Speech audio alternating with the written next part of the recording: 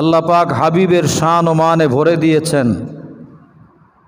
কোরআনে করিমে আল্লাহ তাআলা ইরশাদ করেছেন, আমার সাথে জবান খুলে পড়লে জবান পবিত্র হবে বরকতময় মাসে। একটু পড়ুন, বিসমিল্লাহির রাহমানির রাহিম। ওয়ামা আরসালনাকা ইল্লা রাহমাতাল লিল আলামিন। अल्लाह के नाम से शुरू करता हूँ जो बड़ा मेहरबान और नहायत रहम वाला। আল্লাহর নামে শুরু করলাম যিনি পরম করুণাময় অতি দয়ালু। আল্লাহর চেয়ে বড় দয়ার মায়ার আর কেউ নাই, ঠিক কিনা? রব্বুল আলামিন বলেন, আমি আমার হাবিব কামলেওয়ালাকে সারা পৃথিবী শুধু নয়, কুল কায়নাত সমস্ত সৃষ্টির জন্য আমি আমার হাবিবকে রহমত হিসাবে প্রেরণ করেছি। বলেন সুবহানাল্লাহ। আল্লাহ বলেন, ওমা আরসালনাকা ইল্লা রাহমাতাল লিল। আমার হাবিবকে আমি রহমত বই অন্য কিছু করে পাঠাই নাই, তোমাদের মাঝে পাঠিয়েছি রহমাতুল লিল আলামিন হিসাবে।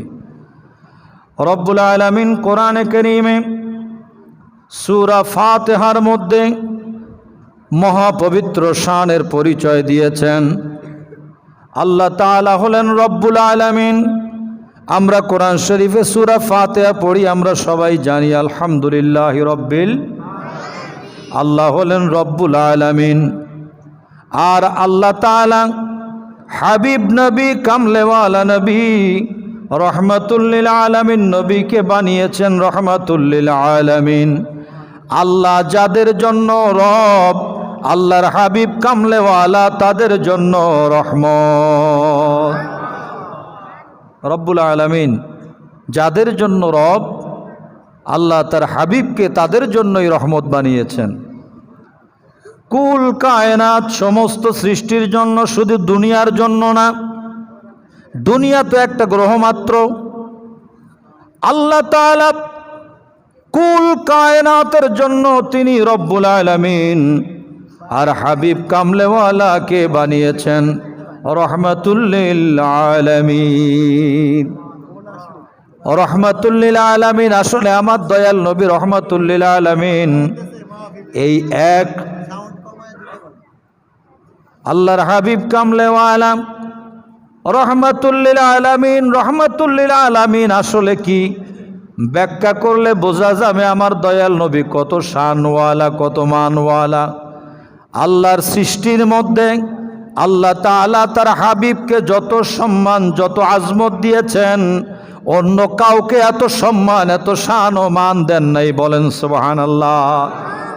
সবচেয়ে বড় শানওয়ালা হলেন আমাদের রহমতের নবী, আমাদের নবী, ঠিক কিনা? আলা হযরত কত সুন্দর করে বলেন, सबसे औला वो आला हमारा नबी, सबसे बाला वाला हमारा नबी।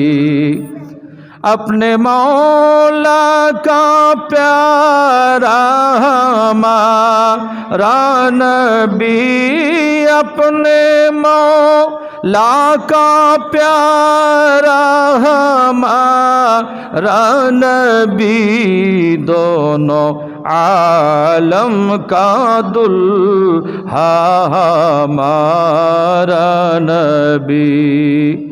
আল্লাহ তাআলা আমাদেরকে दोनों আমার দয়াল নবীকে दोनों आलमेर दुल्हा বানিয়েছেন।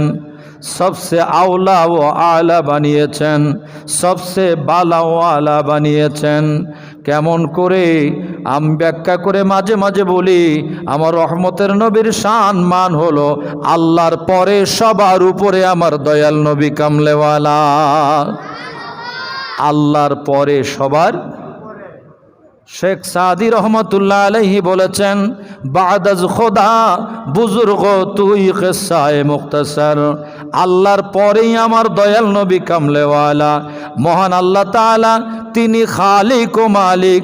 তিনি সৃষ্টির মধ্যে, মখলুকাতের মধ্যে সবচেয়ে বড় নেয়ামত এবং রহমত বানিয়েছেন আমার আপনার নবী কামলেওয়ালা। কি তিনি রহমাতুল্লিল।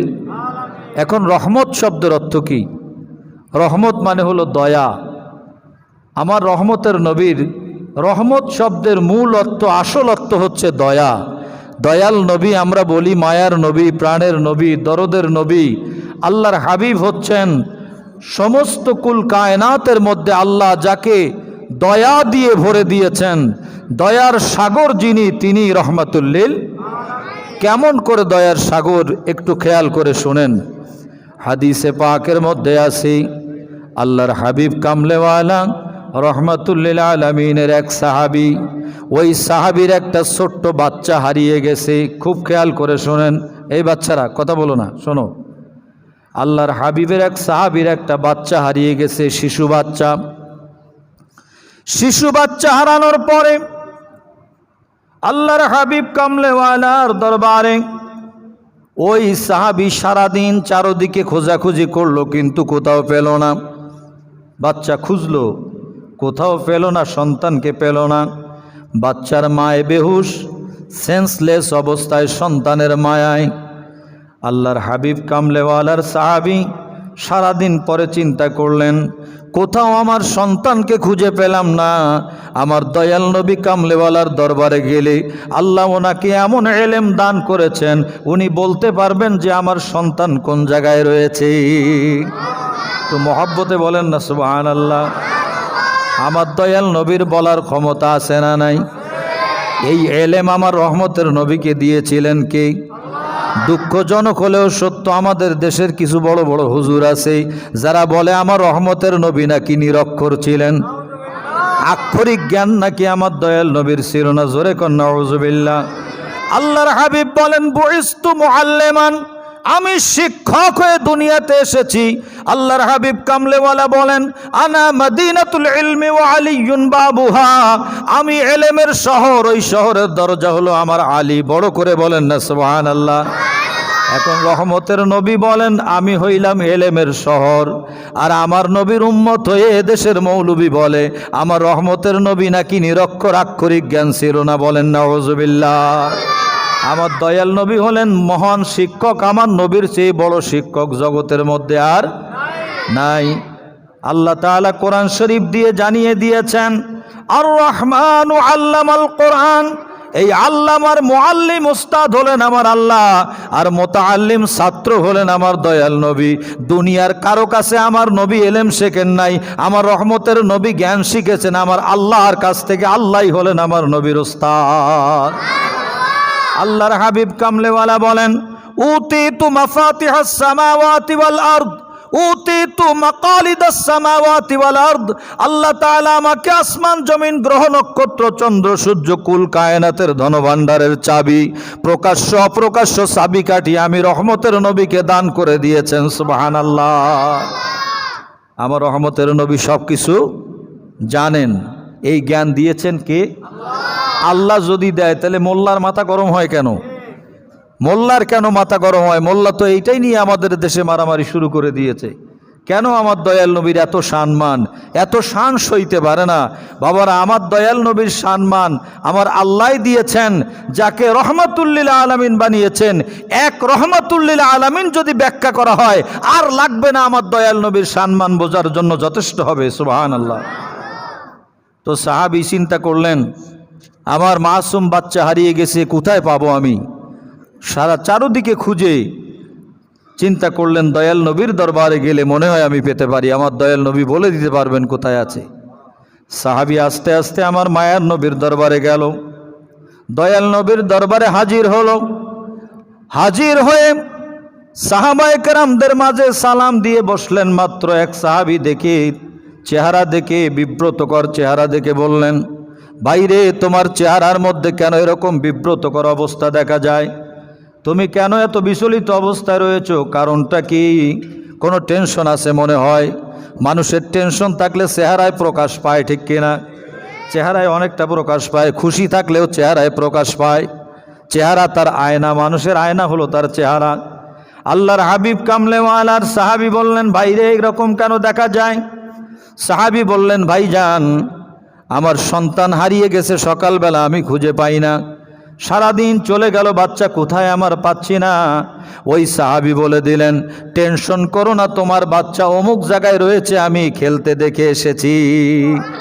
কই তুমি আমার ছেলেরে চিনো? কয় হ্যাঁ ভালো করেই চিনি, তোমার ছেলে অমুক জায়গায় বাচ্চাদের সাথে খেলতেছে, ওখানে আমি দেখে আসছি। ওই সাহাবী এই কথা শুনে আর দেরি নাই, সোজা দৌড় দিয়া দেওয়া শুরু করে দিয়েছেন। এমনভাবে দৌড় দিয়েছেন, সাহাবীও সন্তানের জন্য দৌড় দিয়েছেন, আর দয়াল নবী রওজা আপনার হুজরা পাকের পর্দা সরাইয়া সাহাবায়ে কেরামের মধ্যে জালওয়া ফরজ হয়েছেন, এসেছেন। সুবহানাল্লাহ। এসে দেখলেন সাহাবী দৌড়াচ্ছে। ওই সময় আরেকজন সাহাবীকে বললেন, ও আমার প্রাণের সাহাবী রে, তুমি ওই ছেলেহারা সাহাবীকে এক্ষুনি আমার কাছে ডেকে আনো, আমার সাথে তার কথা আছে, আমি তার সাথে কিছু কথা বলতে চাই। আরেকজন সাহাবী দরবার থেকে দৌড়ে যেয়ে তাকে ডাক দিল, ভাইজান আসুন আসুন, রহমতের নবী আপনাকে ডাকতেছেন। তখন আর ছেলের দিকে না দৌড়াইয়া মায়ার নবী ডাক দিয়েছেন। এই ডাকে পিছন দিকে এমনভাবে দৌড় দিলেন, ছেলের দিকে আর নাই।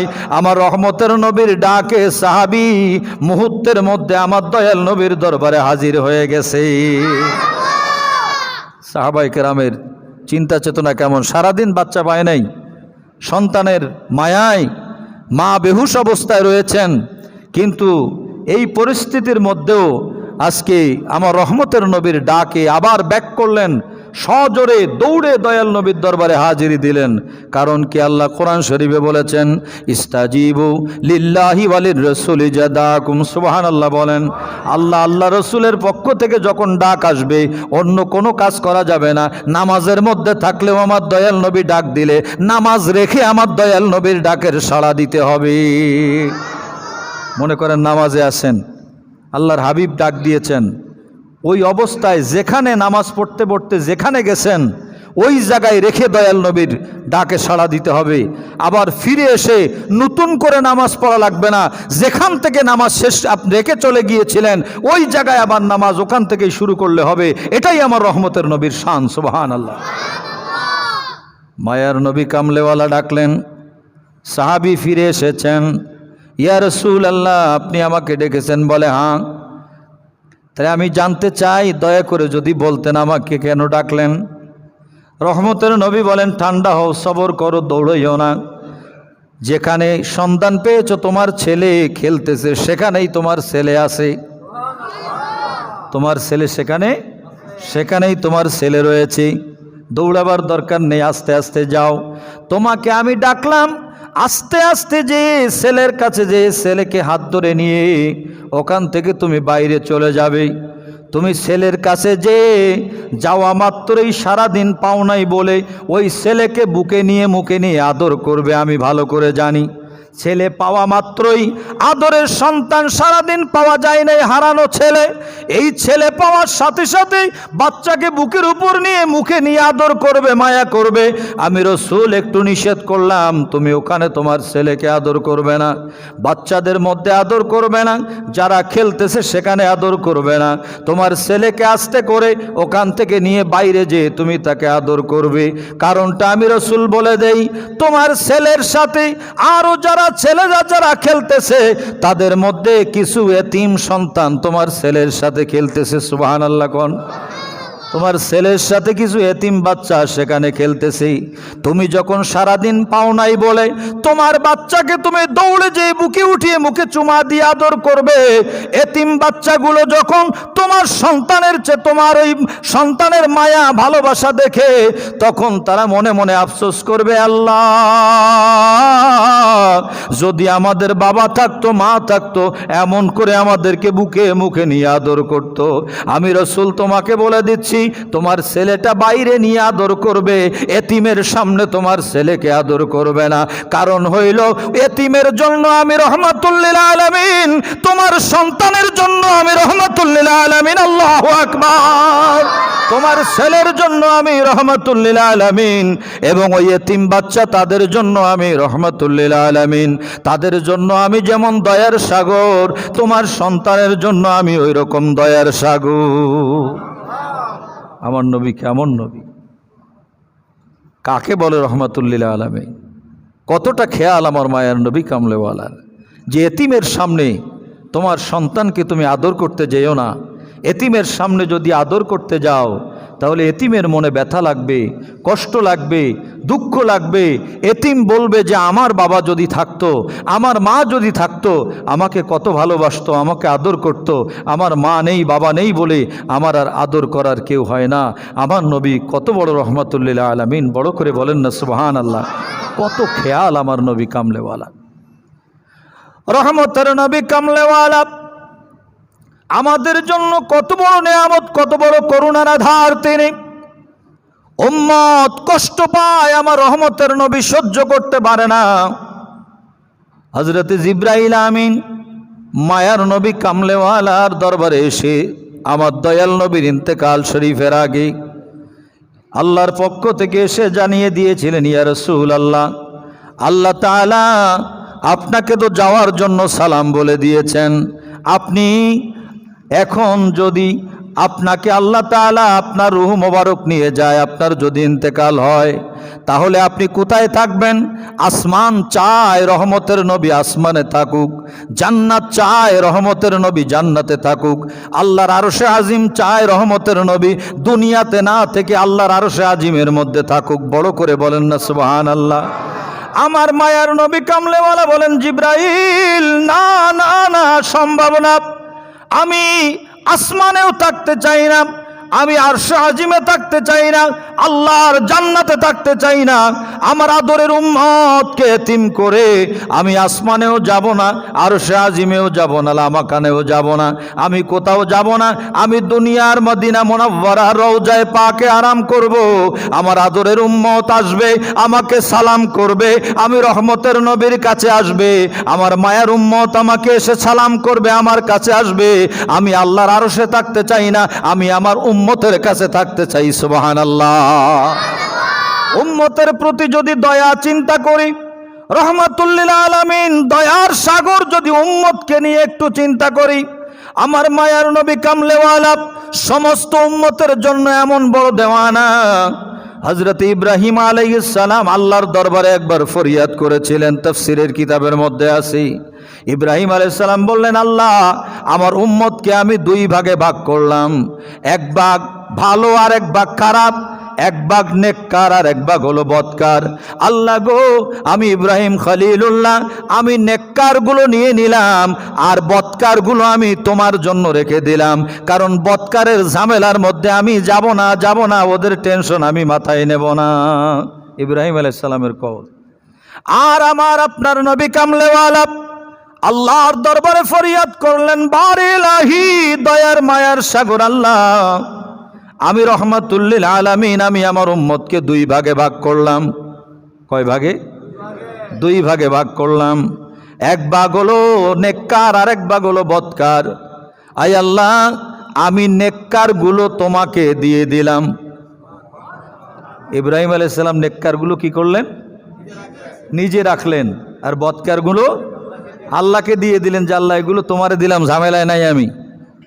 আর আমার রহমতের নবী বলেন, আল্লাহ নেককারগুলো ভালোগুলো তোমারে দিয়ে দিলাম, আর গোনাগার উম্মতগুলো আমি রহমতের নবী বুকে টেনে নিলাম, কারণ আমি রহমাতুল্লিল আলামিন, আমি দয়ার সাগর, আমি শাফিউল মুজনিবিন, আমি পাপীদের সুপারিশকারী। আল্লাহ গো, তাদের সুপারিশ করার জন্য আমি রহমতের নবী দুনিয়াতে শুভাগমন করেছি। সুবহানাল্লাহ। আমার নবী কেমন রহমাতুল্লিল আলামিন, একটু চিন্তা করে দেখেন আমার মায়ার নবীর সম্মান কেমন। আমাদের দেশের কবিরা কত সুন্দর করে বলে দিয়েছেন, দুঃখের দিনের দরদি মোর নবী কামলেওয়ালা, নবী কামলে। একটু মনে মহব্বত করে বলি, দেখবেন আল্লাহর হাবিব খুশি হবেন। দুঃখের দিনের দরদি মোর নবী কামলেওয়ালা,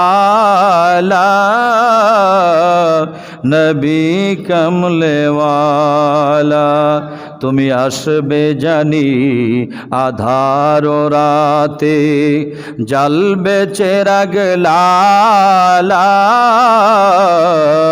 নবী কমলেওয়ালা। সুবহানাল্লাহ। আমার রহমতের নবী সবার জন্য দয়ার সাগর। পশু পাখির জন্য দয়া করেছেন, মানুষের জন্য দয়া করেছেন, আসমানের জন্য দয়া, জমিনের জন্য দয়া, কুল কায়নাতের জন্য তিনি দয়া করেছেন। কত বড় দয়ার সাগর আমার মায়ার নবী কামলেওয়ালা। একটু পিছন দিকে যদি যাই আরও বুঝতে পারবো, দেখতে পাবো। আপনারা হয়তো ফেরাউনের নাম শুনেছেন। হ্যাঁ, ফেরাউন ভালো ছিল না খারাপ ছিল? বেশি খারাপ। নিজেকে খোদা বলে দাবি করেছিল। ফেরাউন খোদা বলে দাবি করেছিল। ফেরাউনের স্ত্রীর নামটা কি? আসিয়া ছিলেন আল্লাহওয়ালা। আসিয়া ছিলেন আমার আল্লাহ পাকের তাওহীদে ইলাহির ভক্ত, ঠিক কিনা? মা আসিয়া কিন্তু আল্লাহর কুদরত, ফেরাউনের স্ত্রী হলেও ফেরাউনের কাছে মা আসিয়া কোনোদিন ফেরাউন মা আসিয়ার কাছেও আসতে পারে নাই। সুবহানাল্লাহ, আল্লাহর কুদরত। ফেরাউন আল্লাহ দাবি করে, খোদাই দাবি করে, সব জায়গায় পাওয়ার খাটিয়ে খাটিয়ে জোর করে করে নিজেকে আল্লাহ বলাচ্ছেন। অন্যের মুখে আল্লাহ শব্দ শুনতে তার ভালো লাগে।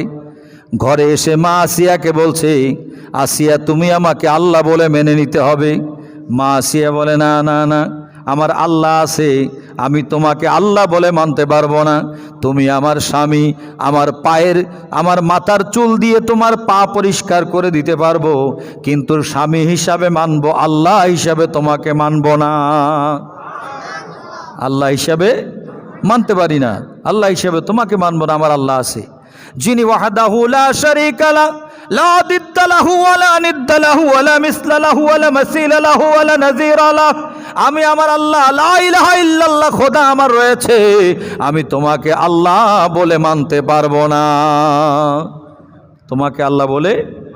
এখন ফেরাউন সংসদে গেছে, পার্লামেন্টে গেছে, যে সবার কাছে পরামর্শ নিচ্ছে যে তোমরা তো আমাকে খোদা বলে মানছো, কিন্তু আমার ঘরের বউ আমারে মানে না, আমি কি করতে পারি, আমাকে একটু পরামর্শ দাও।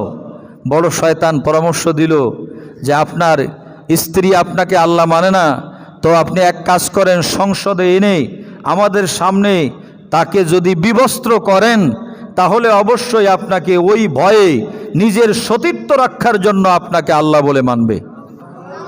আর একটু মহব্বতে কন্যা আউযুবিল্লাহ। আচ্ছা চিন্তা করেন কত দুষ্ট। সবার সামনে যদি বিবস্ত্র করা হয় একজন আল্লাহওয়ালাকে, সে কি সহ্য করবে? তাই করলো ফেরাউন, যে কোনো প্রকারে খোদা মানতেই হবে, আমাকে আল্লাহ হিসেবে যেন মেনে নেয়। এইভাবে সেই বুদ্ধি ফলো করলো।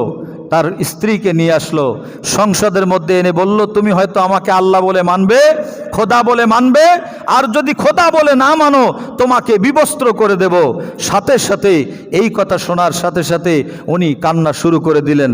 মা আসিয়া কান্দে, আল্লাহ, ও রব্বুল আলামিন, ও দয়ার মায়ার সাগর, আল্লাহ তুমি তো আমার রব, তুমি তো আমার আল্লাহ, আমি তোমাকে মানি, আমি আমার স্বামীকে খোদা বলে মানি না। এই বিপদের কালে তুমি আমার সহায় হয়ে যাও, তুমি আমাকে দয়া করো, তুমি আমাকে বাঁচাও, আমার সতীত্ব তুমি রক্ষা করো। আমার সতীত্ব রক্ষা না করলে আমি যে তোমাকে আল্লাহ বলে মানি, এই খোদাই, এই রহমতের দাগের উপরে একটা কলঙ্কের ছাপ পড়ে যাবে। বলেন নাউযুবিল্লাহ। রব্বুল আলামিনের ডাকতে লাগলেন। হঠাৎ করে ফেরাউন যখন দেখলো স্বামীকে খোদা বলে মানতে চাচ্ছে না, আসিয়ার পাশে যে উপরের কাপড়টাকে টান দিয়ে খুলে দেওয়ার চেষ্টা করলো। কাপড়টা খুলে গেল, কিন্তু দেখা গেল হঠাৎ করে ওনার শরীরের মধ্যে আল্লাহ তাআলা কুদরতিভাবে জান্নাতের পোশাক পরিয়ে দিয়েছেন। যেই পোশাকটা খুলে টান দিয়ে খুলে নিল, এটা তার দেওয়া পোশাক চলে গেল। পোশাক খুলে গেল, জান্নাতের পোশাক পরা দেখতে পেলেন। আর সামনে একটা নূরের ঝলক, ওই নূর ডাকতেছে আর বলতেছে, আসিয়া তুমি টেনশন নিও না, আমি আল্লাহর পক্ষ থেকে তোমার জন্য এসেছি, আমি তোমাকে যে কোনো প্রকারে এই বিপদ থেকে বাঁচিয়ে দিব। বড় করে বলেন না সুবহানাল্লাহ। মা আসিয়া দেখলেন যে আমার শরীরের মধ্যে এমন পোশাক, যেই পোশাকটা আল্লাহর জান্নাতের ফেরাউন অবাক হয়ে দাঁড়িয়ে আছে, এই পোশাক তো আমি দেই নাই, পোশাক কোথা থেকে আসলো? মা আসিয়া তখন ডাকতে লাগলেন ওই নূরের দিকে, নূরকে ডেকে ডেকে বললেন, আপনি কে আমাকে এই বিপদ থেকে বাঁচালেন? আপনি কে আমাকে এত বড় দয়া করলেন? ওই সময় নূরে আল্লাহর হাবিব রহমতের নবী বললেন, আসিয়া আমি আর কেউ না, আমি হইলাম রহমাতুল লিল আলামিন। আল্লাহু আকবার। ইয়া রাসূলুল্লাহ, ইয়া গাউসুল্লাহ, জিন্দাবাদ। বন্ধুরা আমার খেয়াল করেন, রহমতের নবীকে মা আসিয়া বললেন, ইয়া রাসূলুল্লাহ, আপনি এত বড় উপকার আমাকে করলেন, হে নূরের নবী, আপনি তো দুনিয়াতে আসেন নাই, বলেন আসবো, তাহলে আমাকে একটু সুযোগ দিতে হবে আপনার খেদমতের জন্য। আমার দয়াল নবী তখন কবুল করে রেখেছিলেন, মৌলুদে বারজিনজি কিতাবের মধ্যে আছে, হাদারাত উম্মাহু লাইলাতা মাউলুদিহি আসিয়াতু মারইয়ামু ফি নিসওয়াতিম মিনাল হাদিরাতিল কুদুসিয়া। আমার দয়াল নবী বললেন, তুমি আমার খেদমত করতে চাও, আমি তোমাকে কবুল করলাম। যেই সময় আমি দুনিয়ায় শুভাগমন করব, ওই সময় আমি আসার আগে আমার মায়ের খেদমতে আমি তোমাকে কবুল করে নিলাম। সুবহানাল্লাহ। আমার মা যখন আমাকে প্রসব করবেন, দুনিয়াতে যখন আমি শুভাগমন করব, ওই সময় আমার মায়ের খেদমতের জন্য তুমি জান্নাত থেকে চলে যাবে। আমার আল্লাহ, ইয়া রাসূলুল্লাহ, ইয়া গাউসুল্লাহ, জিন্দাবাদ।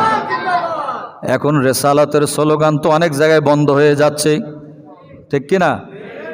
নারে রেসালাত, ইয়া রাসূলুল্লাহর স্লোগান বন্ধ, কিন্তু না না না, নারে রিসালাতের স্লোগান আশিক রাসূল দুনিয়ায় বেঁচে থাকতে কখনো বন্ধ হবে না।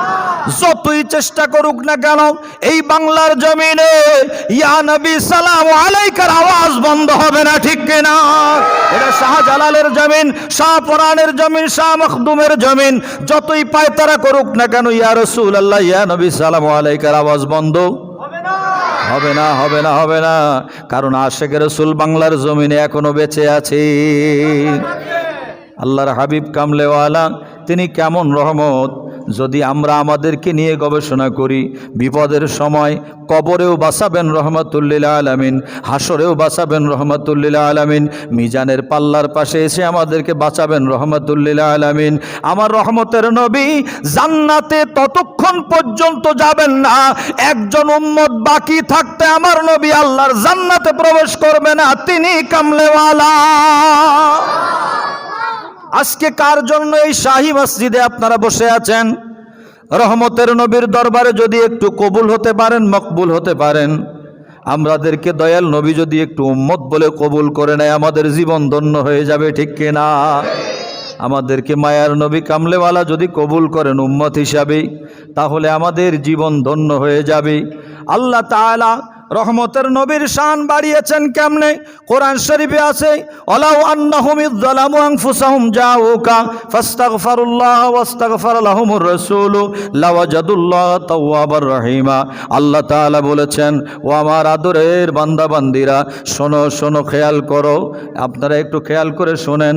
আল্লাহ তাআলা রব্বুল আলামিন বলে দিয়েছেন, ও আমার বান্দা বান্দিরা, যখন তোমরা গুনাহ খাতা করে ফেলবে, নিজেরা অপরাধ করে ফেলবে, তখন আমার হাবিব দরবারে যখন যাবে, আল্লাহ বলেন, হাবিব আপনার কাছে আসার পরে আপনি যদি একটু আমার উম্মত বলে ঘোষণা দেন, জাউকা ফাস্তাগফিরুল্লাহ ওয়াস্তাগফার লাহুমুর রাসূল লাওয়াজাদুল্লাহ তাওয়াবার রহিমা। ইয়া রাসূলুল্লাহ, আপনি যদি আমার উম্মত বলে কবুল করেন, আমি আল্লাহ তাআলা তাকে আমার বান্দা বলে কবুল করে জীবনের গুনাহ মাফ করে দিব। যদি দয়াল নবী আমাদেরকে আগে কবুল করে, আল্লাহ মাফ করবে। আমার নবী যদি অথরাইজ না করেন, আমাদেরকে যদি না উম্মত বলে মানেন, তাহলে আমাদের আল্লাহ আমাদেরকে বান্দা বলে মানবে না। রহমতের নবী আগে মানতে হবে উম্মত বলে। আমার দয়াল নবী কত বড় রহমত একটু চিন্তা করেন। যখন আমাকে আপনাকে কবরের মধ্যে রাখা হবে, হাদিসের কিতাবের মধ্যে আছে দুইজন ফেরেশতা কবরের মধ্যে আসবে। আতাহু মালাকানে, দুইজন ফেরেশতা এসে আমাদের কাছে আসবে, এসে আমাদেরকে বসিয়ে দেবে। বসিয়ে একের পকে এক প্রশ্ন করবে মান রব্বুকা ওমা দীনুকা ওমান নবিয়ুকা। আবু দাউদ শরীফের মধ্যে হাদিস আছে, হযরতে বারা ইবনে আযিবের বর্ণনা। হযরতে বারা ইবনে আযিব বলেন তিনটা প্রশ্ন হবে কবরের মধ্যে। মান রব্বুকা ওমা দীনুকা ওমান নবিয়ুকা, তোমার রব কে? তারপরে বলবে তোমার দিন কি?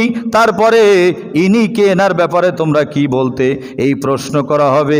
ওমান নবিয়ুকা, তোমার নবীকে প্রশ্ন করা হবে। আল্লাহর হাবিব কামলেওয়ালার হাদিসে মোবারকা সহিহ বুখারীর মধ্যে আছে যে কবরের মধ্যে মাত্র একটা প্রশ্ন করা হবে। কয়টা? আবু দাউদ শরীফে তিনটা, বুখারী শরীফে একটা। আবু দাউদ শরীফে তিনটা, বুখারী শরীফে একটা। সহিহ বুখারীতে আছে মা কুনতা তাকুলু ফি হাক্কি হাজার রাজুল, বড় করে বলেন সুবহানাল্লাহ। আমার মায়ার নবী কামলেওয়ালাকে, আমার রহমতের নবী হাজির ও নাজির নবীকে দেখিয়ে বলবেন ইনি কে, এনার ব্যাপারে তোমার ধারণা কি, তুমি একটু বলো।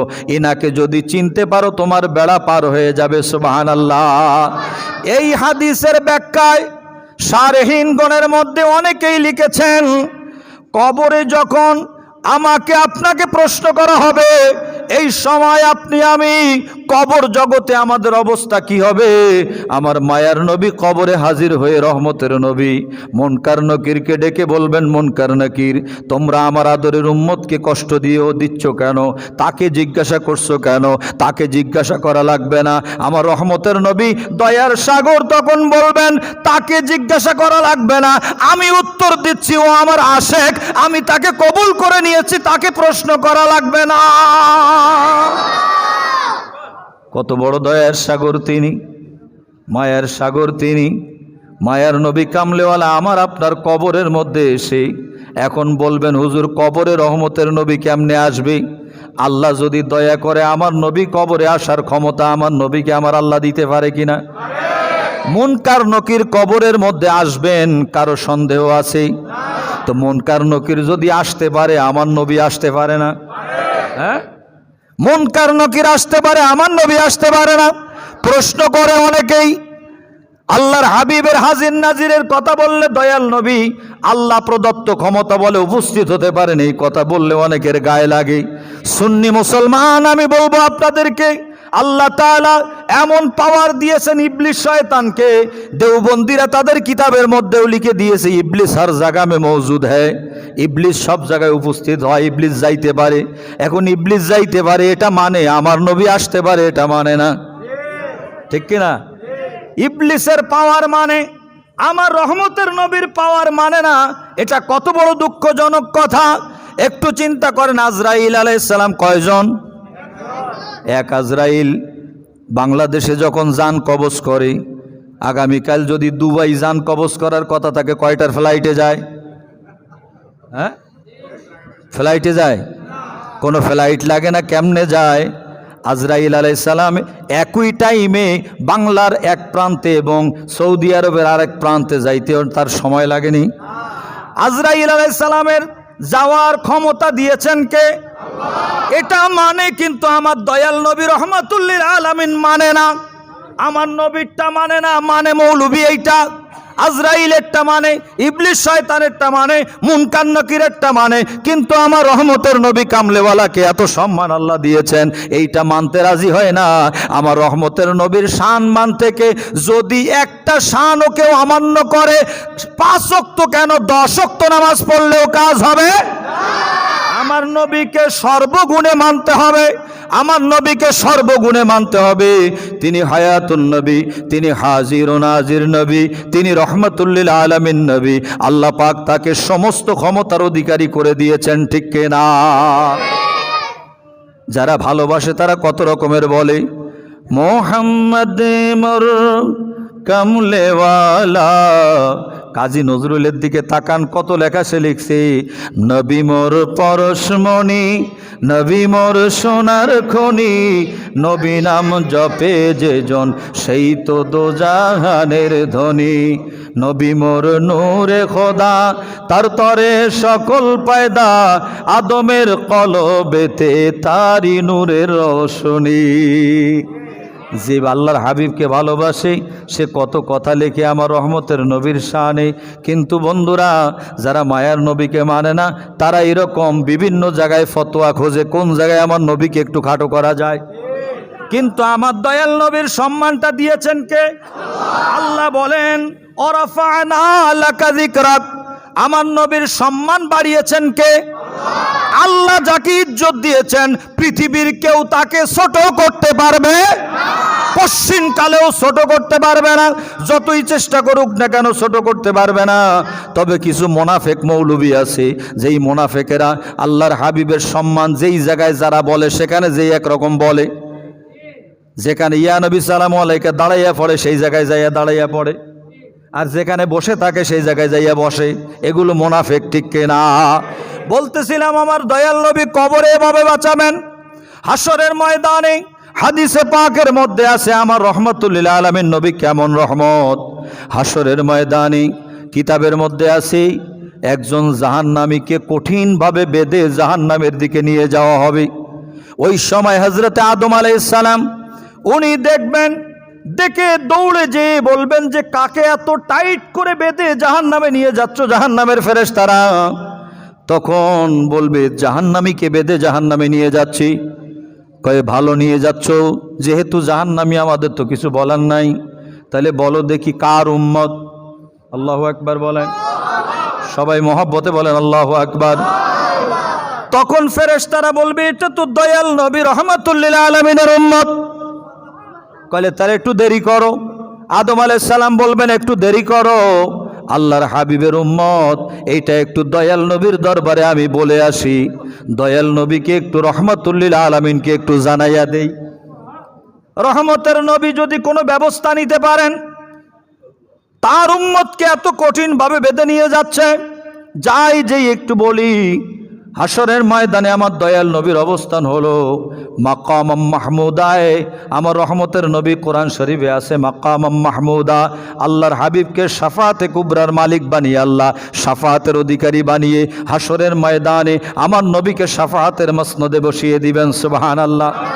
আদম আলাইহিস সালাম সেখানে যে মায়ের নবীকে সালাম দিয়ে বলবেন ইয়া রাসূলুল্লাহ, আপনার একজন উম্মতকে ধরে জাহান্নামে নিয়ে যাচ্ছে, এখন আপনি যদি কোনো ব্যবস্থা নেন। বলে তাই নাকি? বলে হ্যাঁ। আমার মায়ের নবী কামলেওয়ালা দৌড়াবেন, এ আমার আল্লাহর ফেরেশতারা, আমার এই উম্মতকে ধরে কোথায় নিয়ে যাচ্ছ? কারণটা কি? কোথায় নিয়ে যাচ্ছ আমার উম্মতকে? তখন বলবে আপনার উম্মতকে জাহান্নামে নিয়ে যাচ্ছি। বলে কেন? কয় আপনার উম্মত তো পাপ করেছে, তার পাপের পাল্লা ভারী হয়েছে। দয়াল নবী রহমাতুল লিল আলামিন বলবেন পাপের পাল্লা ভারী হয়েছে কিভাবে বুঝলে? বলে মিজানে মাপ দিয়ে দেখেছি। আমার নবী রহমাতুল লিল আলামিন কত বড় দয়ার সাগর। মায়ার নবী সেদিন বলবেন আদরের উম্মত ও আমার ফেরেশতারা, আমার আদরের উম্মতের এই মিজানের পাল্লায় তার নেকি বদি একটু আমার সামনে মাপ দাও, আমার সামনে একটু মাপ দাও, আমি একটু দেখতে চাই। আমার সামনে মেপে মাপতে হবে আমার উম্মত, আমি দেখব, আমি অবজারভেশন করব, আমি বুঝবো আমার উম্মত। এখন আবার ফের মিজানের পাল্লার পাশে গেল আল্লাহর অর্ডার নিয়ে তার নেকি বদি মাপার জন্য। আমার দয়াল নবী ওনার পকেট মোবারক থেকে একটা সাদা কাগজের টুকরা নেকের পাল্লার মধ্যে রেখে দিলেন। সাদা কাপড়ের ছোট একটা কাগজের টুকরা নেকের পাল্লার মধ্যে রেখে দিবেন। ওই সময় ফেরেশতা বলবে ইয়া রাসূলুল্লাহ আমরা মাপ শুরু করি। বলে হ্যাঁ। নেকি বদি মাপতে যেয়ে দেখবেন নেকের পাল্লা ভারী হয়ে গেছে। দয়াল নবীর সামনে গোনার পাল্লা হালকা হয়ে গেছে, নেকের পাল্লা ভারী। এখন ওনারা আর কথা নাই, কেমনে হইল? একজন বলে ইয়া রাসূলুল্লাহ আপনি এটা সাদা কাগজের টুকরার মতো কি দিয়েছেন? দয়াল নবী বলবেন আদরের ও আমার সাহাবায়ে ও আল্লাহর ফেরেশতারা, আমার উম্মতকে বাঁচাবার জন্য নেকের পাল্লায় যা দরকার আমি রাসূল তাই দিব। নেকের পাল্লায় যা দরকার তাই দিব আমার উম্মত বাঁচাবার জন্য, তোমাদের তো জানার দরকার নাই। জান্নাতের ফেরেশতারা ফুলের মালা নিয়ে হাজির। সুবহানাল্লাহ। জান্নাতের ফেরেশতারা ফুলের মালা নিয়ে হাজির। ফুলের মালা নিয়ে তাকে ফুলের মালা দিয়ে জান্নাতের দিকে নিয়ে যাবে, জাহান্নামের ফেরেশতা চলে যাচ্ছে ছেড়ে দিয়ে। আল্লাহর হাবিব কি ওই উম্মত বলবে, ইয়া রাসূলুল্লাহ আমি তো আসলে নাফরমান ছিলাম, আমি কেমনে জান্নাতি হয়ে গেলাম, আপনি আমাকে কি দিয়ে বাঁচালেন, দয়া করে যদি একটু আমাকে বলতেন। বলেন না সুবহানাল্লাহ। আমার রহমতের নবী যে কৌশল করলেন উম্মতকে বাঁচাবার জন্য, এই ক্ষমতা আমার নবীর আছে না নাই? কত বড় পাওয়ার আমার রহমতের নবীর। আল্লাহ তাআলা এই যে শানগুলো দিয়েছেন কোরআন শরীফের মধ্যে আল্লাহ বলে দিয়েছেন, ইয়া আইয়ুহান নাবিয়্যু ইন্না আরসালনাকা শাহিদাও ওয়া মুবাশশিরাও ওয়া নাযীরা ওয়া দাঈয়ান ইলাল্লাহি বিইজনিহি ওয়া সিরাজাম মুনীরা। আল্লাহ কোরআন শরীফে হাবিবের শানমান বয়ান করতেছেন, ও হাবিব কামলেওয়ালা কদ জাআকুম মিনাল্লাহি নূরুন ওয়া কিতাবুম মুবিন। আল্লাহ হাবিবের শানমান বর্ণনা করতেছেন। আল্লাহ তাআলা বলেন, ইন্না আতাইনা কাল কাউসার। আল্লাহ হাবিবের সম্মান বর্ণনা করতেছেন, ইয়াসিনুল কুরআনিল হাকিম ইন্নাকা লামিনাল মুরসালিন আলা সিরাতিম মুস্তাকিম। আল্লাহ হাবিবের সম্মান কোরআনে কারীমে বলেন, অদ্দুহা ওয়াল লাইলি ইযা সাজা মা ওয়াদ্দাআকা রাব্বুকা ওয়া মা ক্বালা। মুহাব্বতে বলেন না সুবহানাল্লাহ। কত শান দিয়েছেন কোরআন শরীফে, চেয়ে দেখো। আমার নবীকে যদি চিনতে চাও আল্লাহর কোরআন ব্যাখ্যা করো। সারা কোরআন শরীফের মধ্যে আল্লাহ মুসা নবীকে ইয়া মুসা বলে ডেকেছেন, ঈসা নবীকে ইয়া ঈসা বলে ডেকেছেন, হযরতে দাউদ নবীকে নাম ধরে ডেকেছেন, হযরতে আদম নবীকে ইয়া আদম বলে ডেকেছেন, ইব্রাহিম আলাইহিস সালামকে ইয়া ইব্রাহিম বলে ডেকেছেন। কিন্তু আমার রহমতের নবীকে আমার আল্লাহ একবারও নাম ধরে ডাকেন নাই। সুবহানাল্লাহ। একবারও নাম ধরে ইয়া মুহাম্মদ বলে ডাকেন নাই। ইয়া আইয়ুহার রাসূল বলেছেন, ইয়া নবী বলেছেন, আল্লাহ তাআলা মুদাসসির বলেছেন, মুজাম্মিল বলেছেন, কিন্তু কোন জায়গায় ইয়া মুহাম্মদ বলে ডাকেন নাই। কোরআন শরীফ গবেষণা করলে দেখা যায় আল্লাহ তাআলা হাবিবকে কত ইজ্জত দান করেছেন। সুবহানাল্লাহ। কত সম্মান, কত শান, কত মান। এই রহমতের নবীকে আমরা চিনলাম না। রবিউল আউয়াল মাস আসলে এই রহমতের নবীকে চেনার জন্য অন্তত পক্ষে এ ধরনের আলোচনার দরকার আছে না না? তবে এক ধরনের আপনার আলেম আছে যারা তাদের মসজিদের মধ্যে মিলাদুন নবীর আলোচনা করে না, তারা সিরাতুন নবীর আলোচনা করে। কিসের আলোচনা? তা আমি যদি অঙ্কের পরীক্ষা ইংরেজি লিখি নাম্বার পাবো? পরীক্ষা অঙ্কের, ওখানে যদি পুরা ইংরেজি ভালো করে লিখে রেখে আসি আমার নাম্বার দেবে? তাহলে আমার পরীক্ষার নাম মতো যদি এটা হচ্ছে রবিউল আউয়াল মাস, দয়াল নবীর শুভাগমনের মাস, মিলাদুন নবীর মাস, বেলাদতে বা সাআদাতের মাস, এই মাসে আমার রহমতের নবীর সম্মানের আলোচনা চলবে। এই মাসে আমার দয়াল নবীর শুভাগমনের আলোচনা চলবে। এই মাসে আমার রহমতের নবীর শানের মারহাবা স্লোগান চলবে। এই মাসে নারায়ে রিসালাতের স্লোগান চলবে, ইয়া রাসূলুল্লাহর ডাক চলবে। এই মাসে এখন আমার রহমতের নবীকে চেনার জন্য বিভিন্ন আলোচনা চলবে, ঠিক কিনা? যতই শত্রুতা করো, সুদ ঘুষের ওয়াজ করে, বিভিন্ন ওয়াজ করে, মিলাদুন নবীর কথা কয় না, ঘুরে ঘুরে এদিক ওদিক চলে যায়। তো আমার রহমতের নবীকে বোঝার জন্য এভাবে আলোচনার দরকার আছে না নাই? 12 দিন ব্যাপী আলোচনা হতো এই মসজিদে। আমরা তো বেশি দূরের মানুষ না, মাঝখানে দেখেছি 3 দিনে চলে আসছে, তখন আফসোস লাগতো। কারণটা কি? দীর্ঘদিন ধরে শ্যামলী শাহী মসজিদে 12 দিনের প্রোগ্রাম আবার 3 দিনে আসলো। ধন্যবাদ জানাই যারা এই 3 দিনকে বাদ দিয়ে আবার 12 দিনে রূপান্তর করেছেন। আল্লাহ তাআলা তাদেরকে নূরের নবীর ওসিলায় জান্নাতের মেহমান বানিয়েছেন। কথা বলেন ঠিক কিনা? আমার দয়াল নবীর শানের আলোচনা 3 দিন কেন, 12 দিনের আলোচনা প্রয়োজনে বাড়বে, কমানোর দরকার নাই। যারা বাড়িয়েছেন আল্লাহ যেন তাদেরকে জান্নাতের মেহমান বানায়, আমিন কোন। আশিকে রাসূল বানায়, আমিন কোন। বলতেছিলাম আমার রহমতের নবীর উম্মত জান্নাতে যাওয়ার আগে, মনে আছে আপনাদের, জান্নাতে যাওয়ার আগে বলবে, ইয়া রাসূলুল্লাহ আমি তো গুনাহগার ছিলাম, বড় গুনাহগার, আপনি আমাকে জান্নাতি বানালেন, সাদা কাগজের টুকরাটা দিলেন, কেমনে বানালেন আমি তো বুঝলাম না। আমার মায়ার নবী বলবেন, আদরের উম্মত মিজানের পাল্লার মধ্যে একটা সাদা কাগজের টুকরা দিয়ে পার করিয়ে দিয়েছি। সুবহানাল্লাহ। বলে কেমনে? কয় ওই যে তুমি শ্যামলী শাহী মসজিদে 12 দিন ব্যাপী ঈদে মিলাদুন নবীর মাহফিল হয়েছিল, ওখানে যাইয়া আমি রাসূলের উপরে মহব্বতে একবার তুমি দরুদ শরীফ পড়ে দিয়েছিলে।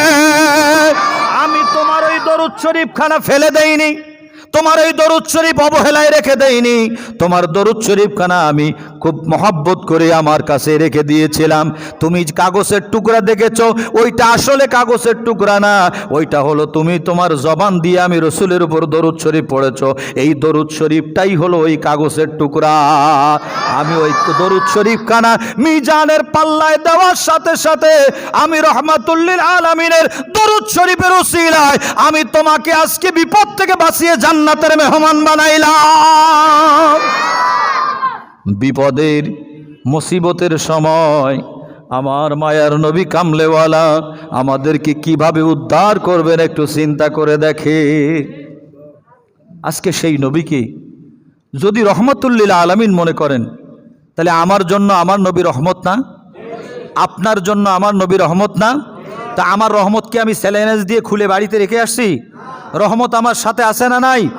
অর্থাৎ আমার রহমতের নবী সব সময় উম্মতের সাথে আছে না নাই? আল্লাহ কোরআন শরীফে বলে দিয়েছেন, আন-নবী আওলা বিল মুমিনিনা মিন আনফুসিহিম। আমার রহমতের নবী মুমিনের জান যেখানে তার চেয়েও কাছে আছে, বলেন না সুবহানাল্লাহ। আমার রহমতের নবী উম্মতের জানের চেয়েও আরো কাছে হাজির, সুবহানাল্লাহি ওয়া বিহামদিহি। ওই রহমাতুল লিল আলামিন নবী সব সময় আমাদের সাথেই আমাদের কাছেই আছেন। আল্লাহ তাআলা যেমন আমাদের জন্য রব, আমার রহমতের নবী আমাদের জন্য রহমত। কথা বলেন ঠিক কিনা? ওই রহমতের নবী এত বড় দয়ার সাগর, একটু চিন্তা করে দেখেন, রহমতের নবী যখন মায়ের রেহেমে পাকের মধ্যে ওনার মৌলুদ শরীফের যেই ঘরটা, খানায় কাবার পূর্ব পাশে যারা হজ করেছেন দেখেছেন বা উমরা করেছেন, আল্লাহর হাবিবের দুনিয়ায় শুভাগমনের যেই ঘরটা, এই ঘরটা কাবা শরীফ বরাবর পূর্ব পাশে, এক পাশে জাবালে আবু কুবাইস, আরেক পাশে আমার দয়াল নবীর পবিত্র শুভাগমনের সেই ঘরটা, মিলাদুন নবীর ঘরটা রয়েছে। সুবহানাল্লাহ বলেন। এই ঘর থেকে আমার দয়াল নবী একদিন দয়াল নবীর আম্মাজান মা আমেনা রেহেমে পাকে দয়াল নবীকে নিয়ে বাহিরে বের হয়েছেন বিকালবেলা। জাবালে আবু কুবাইসের উপরে জঙ্গল ছিল, ওখানে বাঘ ছিল, হরিণ ছিল। বাঘ আর হরিণ একসাথে মিলে গেছে, মিলে আস্তে আস্তে এগিয়ে আসতেছে। মা আমিনা বলে বাঘ আসতেছে, উনি আস্তে আস্তে করে ব্যাক করে চলে আসতেছেন ঘরের দিকে, বলে বাঘ আসতেছে। আল্লাহর কুদরত, বাঘ কাঁদতেছে আল্লাহর কাছে, আল্লাহ তুমি আমাকে এমন হিংস্র বানিয়েছ যে আজকে আমাকে দেখে রহমতুল লিল আলামিনের আম্মাজান চলে যাচ্ছে, আমি তো মায়ার নবীর আম্মাজানকে সালাম করতে পারবো না, তুমি একটু দয়া করে আমার জবানটা খুলে দাও। আল্লাহ পারে কিনা? ভালো করে কন। আল্লাহ যদি সব পারে, তাহলে আমরা দয়াল নবীর শান নিয়ে কেন প্রশ্ন করি? নবী পাক সাল্লাল্লাহু আলাইহি ওয়াসাল্লাম হাবিব কার? আল্লাহ এমন, আল্লাহ তাআলার কুদরত এমন, আল্লাহ চাইলেও লোহার অস্ত্র, লোহার ছুরি দিয়েও কথা বলাইতে পারেন, পারে কি না? হাদিসে পাকে আছে, তাফসিরে আছে, ইব্রাহিম আলাইহিস সালাম যখন ইসমাইল আলাইহিস সালামকে মিনা ময়দানে জবেহ করার জন্য, কুরবানি করার জন্য গিয়েছিলেন, ইয়া বুনাইয়া ইন্নী আরা ফিল মানামি আন্নী আযবাহুকা ফানজুর মাযা তারা ক্বালা ইয়া আবাতি ফাআল মা তু'মার সাতাজিদুনি ইনশাআল্লাহু মিনাস সাবিরিন। যখন উনি জবেহ করার জন্য আন্নী আযবাহুকা সন্তানের গলায় ছুরি চালালেন, জবেহ বলেন না, জবেহ হয় না। তখন ওই ছুরিকে তাফসিরের কিতাবে আছে, 1 ডজন তাফসিরের মধ্যে পাবেন, এই ছুরিটা উনি জোর করে গোস্সা হয়ে একবারে জালালি হালতে পাথরের উপরে ফেলে দিয়েছিলেন। পাথর 2 টুকরা হয়ে গেছে। তখন উনি বললেন, এত ধারালো ছুরি, পাথর 2 টুকরা হয়ে যায়, কিন্তু আমার এই সন্তানের নরম গলা কাটে না। তখন ছুরিকে ডেকে এনে বলতে লাগলেন, ছুরি রে, তুই সত্য কথা বল, ও ছুরি কি হয়েছে তোর? তুই কেন আমার সন্তানের গলা কাটতে পারলি না? পাথর টুকরা খণ্ড বিখণ্ড করে ফেললি, আমার সন্তানের গলা কাটতে পারলি না, কারণটা কি? আল্লাহর কুদরত। ইব্রাহিম আলাইহিস সালাম ছুরির সাথে যেই কথা বললেন, আল্লাহ ছুরির জবান খুলে দিলেন। ছুরির জবান খুলে দিয়েছে, ছুরি বলে, ইয়া খলিলুল্লাহ, ইয়া ইব্রাহিম আলাইহিস সালাম, হে ইব্রাহিম নবী, আনা বাইনা আমরাইনি, আমি ছুরি আল্লাহর 2 হুকুমের মধ্যে পড়ে গেছি। এক হুকুম দিয়েছেন আপনি, আর এক হুকুম দিয়েছেন আল্লাহ। খলিল বলে জবেহ করতে, আর জলিল বলে জবেহ না করার জন্য।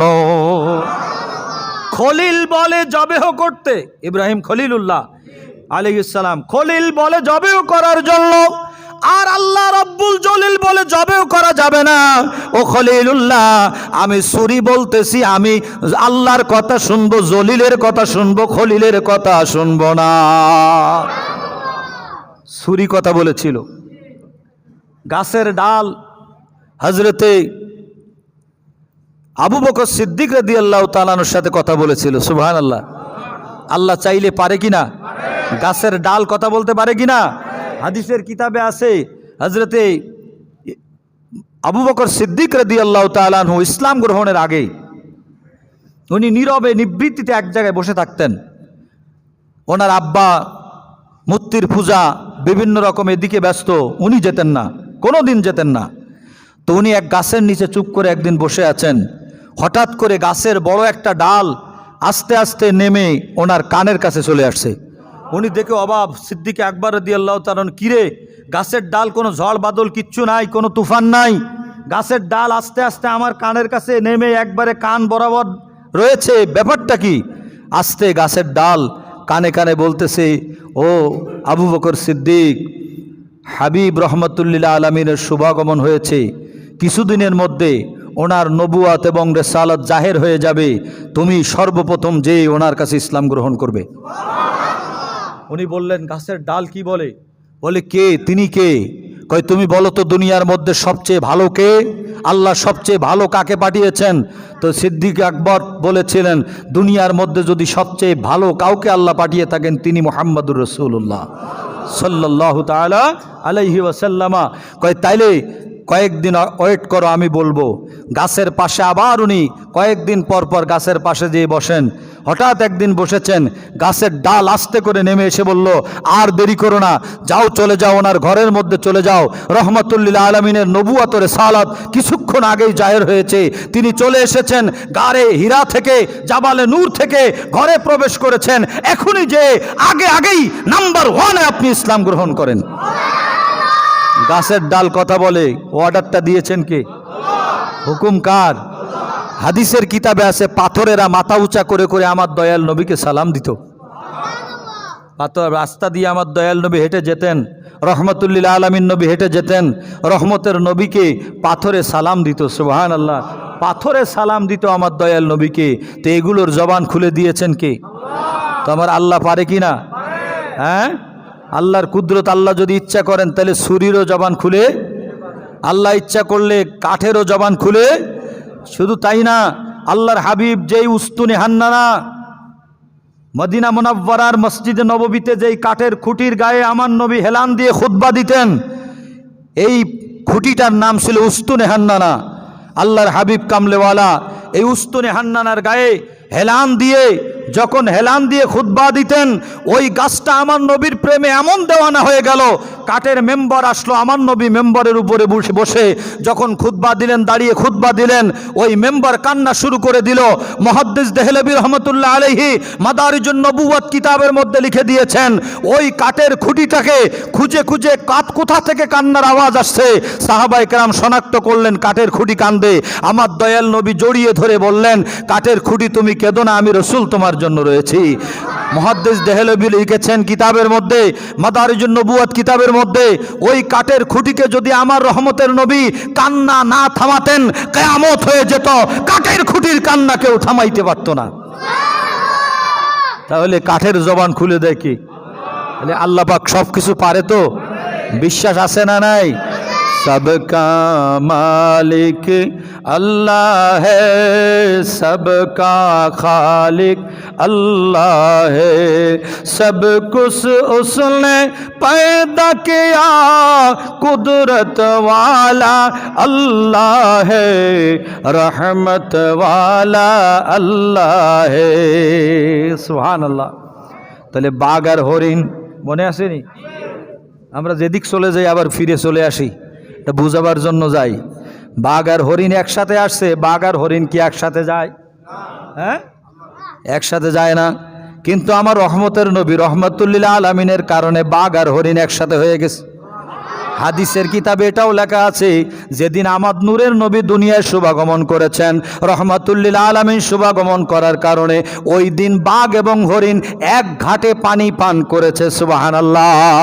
কেউ কারোর সাথে কোনো দুশ্মনী আজকে দুনিয়ায় এসেছেন রহমাতুল্লিল, অতএব কোনো দুশ্মনী নাই, কোনো দুশ্মনী নাই। মায়ার নবী কামলেওয়ালার আম্মা যান বাঘ আসতেছে বলে আমার নবীর আম্মা যান ভয়ে ঘরের দিকে হুজরার দিকে চলে যাচ্ছেন। বাঘ আল্লাহর কাছে কান্দে, আল্লাহ তুমি তো আমার হিংস্র প্রাণী বানিয়েছ, মানুষ আমাকে দেখলে ভয় পায়, দূরে চলে যায়, তুমি আমার জবান খুলে দাও। আল্লাহ তাআলার কুদরত, আল্লাহ তাআলা জবান খুলে দিলেন। 1 মিনিটের জন্য বাঘের জবান আমার আল্লাহ খুললেন। আল্লাহ বাঘের জবান খুলে দিলেন। বাঘ ডাক দিল বলে, মা আমিনা, মাগো আপনি চলে যাচ্ছেন কেন?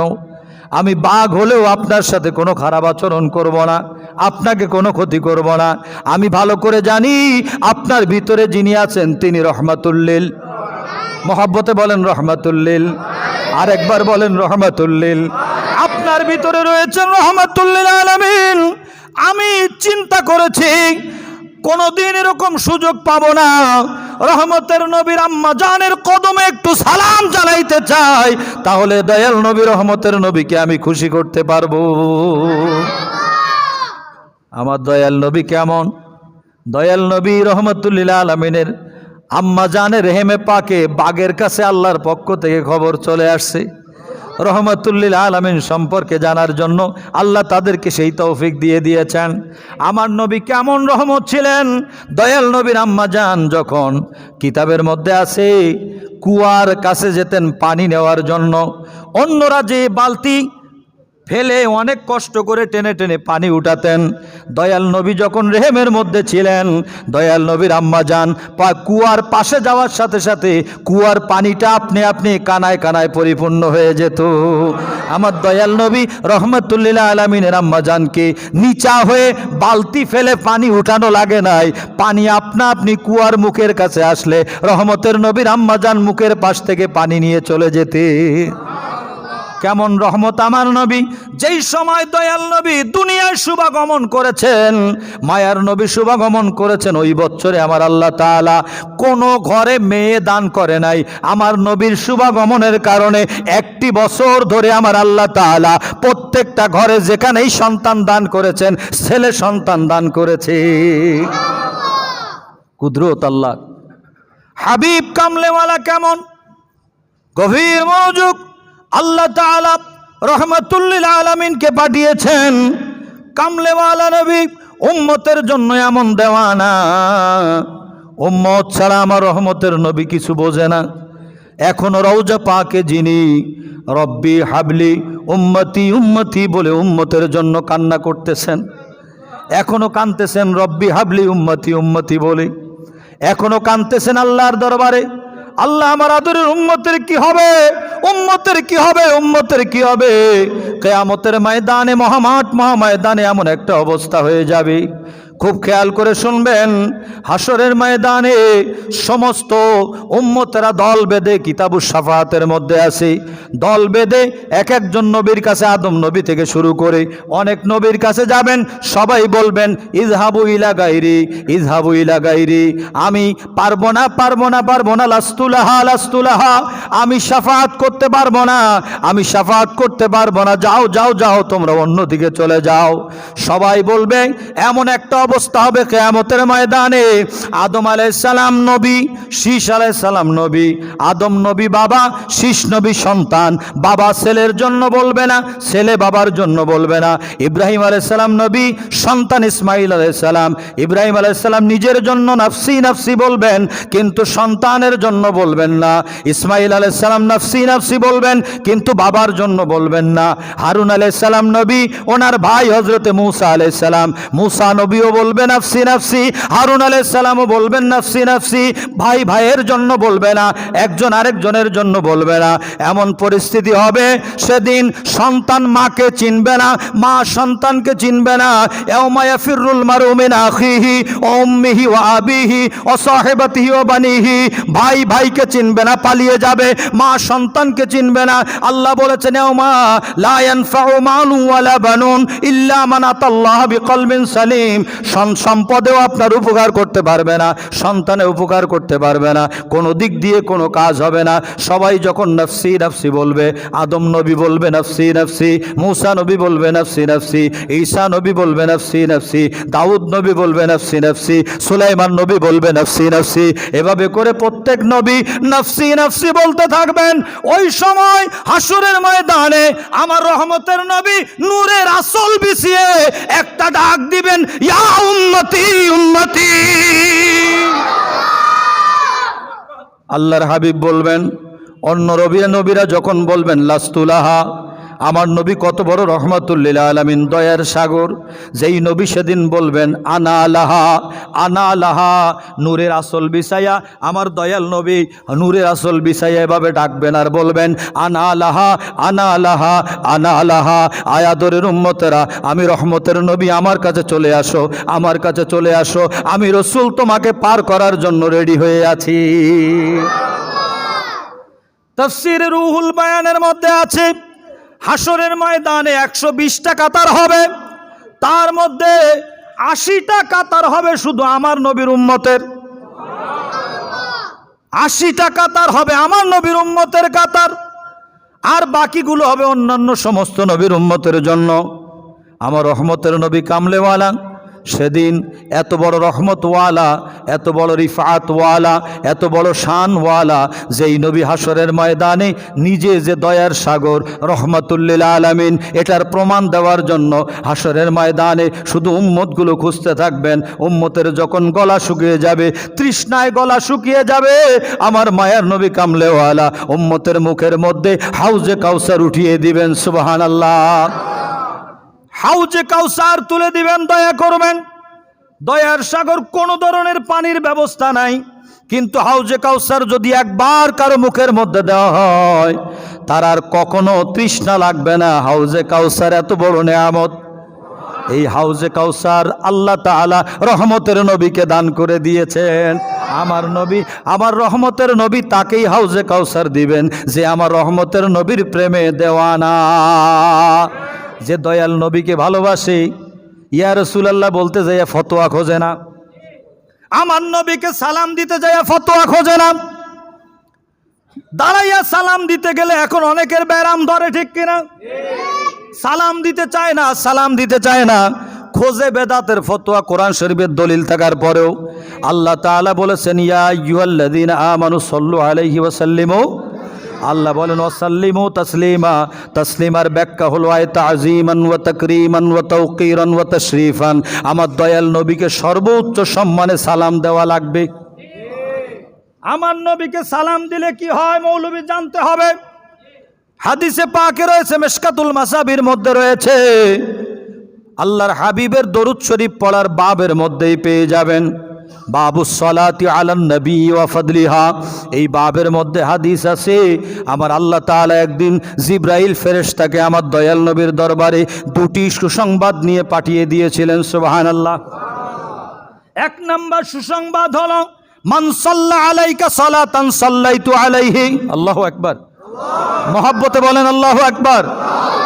মান সাল্লা আলাইকা সালাতান সাল্লাইতু আলাইহি, আমার দয়াল নবী কামলেওয়ালা রহমাতুল লিল আলামিনের দরবারে জিবরাইল এসে বলে, আল্লাহ তাআলা বলেছেন যেই ব্যক্তি আপনার উপরে দরুদ শরীফ পড়বে, আল্লাহ তাআলা মুহূর্তের মধ্যে তার উপরে রহমত নাজিল করবে।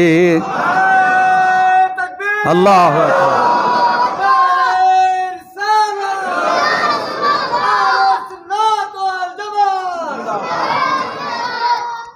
আমার দয়াল নবীর উপরে দরুদ শরীফ পড়লে টাটকা তাজা রহমত নাজিল করেন কে?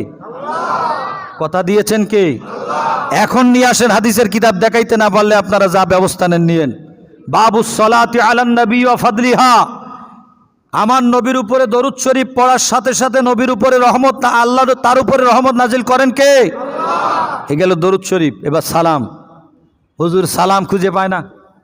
শ্যামলী শাহী মসজিদে আমার নবীকে সালাম দিচ্ছে, আর আরেক মসজিদের মুসল্লিরা সহ সেখানে মাথা গরম হয়ে গেছে, ওরা দাঁড়িয়ে দাঁড়িয়ে সালাম দেয়। শোনেন, রহমাতুল লিল আলামিনকে সালাম দিবেন, আল্লাহ পাকের ঘোষণা, আমিন আজমুস সাদ ফয়েজির কথা না, মসজিদের ইমাম সাহেব হুজুরের কথা না, আমার দয়াল নবীকে আল্লাহ তাআলা এই হাদিস জানিয়ে দিয়েছেন, এই কথা জিবরাইল আমিন এনেছেন, ওয়ামান সাল্লামা আলাইকা সাল্লামতু আলাইহি। আল্লাহ পাক বলেন, যেই ব্যক্তি আমার হাবিবকে সালাম করবে আমি আল্লাহ তাকে সালাম করব। এটা চিন্তা করছেন?